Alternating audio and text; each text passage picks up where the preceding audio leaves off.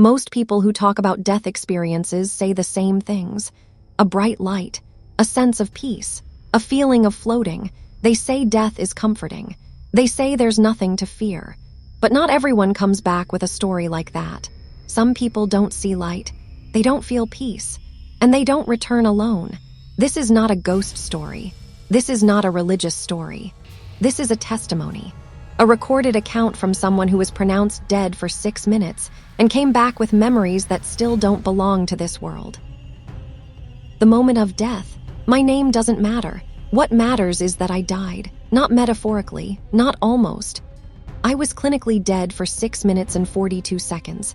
Cardiac arrest. I remember the pain first. A pressure in my chest that felt wrong, not sharp, not crushing, just final. The room blurred, sounds stretched. Voices slowed like they were sinking underwater. Then nothing. No tunnel, no light, just silence. But it wasn't empty silence. It felt occupied. Where I went, I didn't float upward. I didn't move at all. Instead, the world around me peeled away. Not darkness, absence. Like everything that ever existed stepped back 1 inch and never returned. I wasn't alone there. I couldn't see anyone, but I knew. The way you know someone is standing behind you without hearing a sound. There was no voice, no language, but a presence pressed into me, examining. Not curious, evaluating. The place without time. Time didn't exist. Not slow, not fast, gone. I didn't have a body, but I remembered having one. And something there noticed that. It didn't ask who I was, it already knew. I felt memories being pulled, not gently.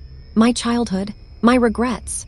Moments I had buried so deeply I forgot they existed. It wasn't judgment, it was inventory. As if something was deciding whether I was worth keeping. What they don't talk about. People who survive death talk about peace. That isn't universal. What I felt wasn't fear, it was exposure. Nothing was private. Every thought echoed, every secret glowed. And somewhere behind me, that presence leaned closer. I realized something then. This place wasn't meant for humans, I was trespassing. The choice, I didn't ask to return, I didn't beg. But suddenly the presence withdrew, not completely, just enough. And I understood without being told I could go back. But going back wouldn't mean leaving. Something would come with me. Not attached, not visible, just present, waiting. Coming back, pain slammed into me, air burned my lungs, hands pressed into my chest.